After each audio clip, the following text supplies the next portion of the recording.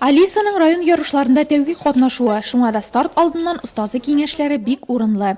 Зимой можно кататься на лыжах, и это весело. Я хотела бы научиться очень хорошо кататься на лыжах и стать большой спортсменкой. У Алисы папа с мамой тоже спортсмены. Alisa'nın әти әнисе de sportçular. Әтисе şangı sportu bilen şıgıllandı, әнисе voleybolçu. Alisa bugün yarışlarda birinci tapqır. Şulayda ulnıq әзірленді, yaxşı uzışı prizli urun yaular deb uyuybız.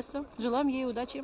Mektep okuşuları, uyuşma предприятиеләре vekilleri, veteran sportçular hem җитәкчеләр. Сезонны ачу ярышларында 21 узыш оештырылды.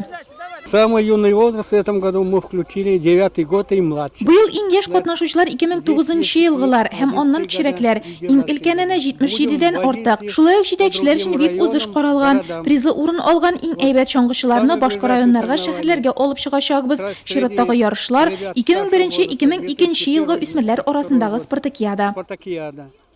Yarışучыларны шактый түбән һава температурасы һәм кискен җилдә куркытмады. Берәүләр стартка җыенганда, икенчеләре фитнеска кушылды.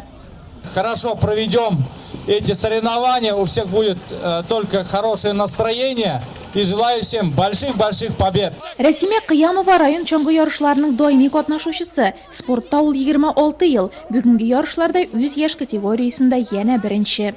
Мне нравится кататься, соревноваться на лыжах. Мин чаңгыда узышырга бик яратам. Бу спортны мәктәп эскәмиясеннән үз итәм. Бүген дә теләп килдем. Ярышлар азагында 3 призлы урын билгеләнеп, җиңүчеләргә бүләкләр өләшенде.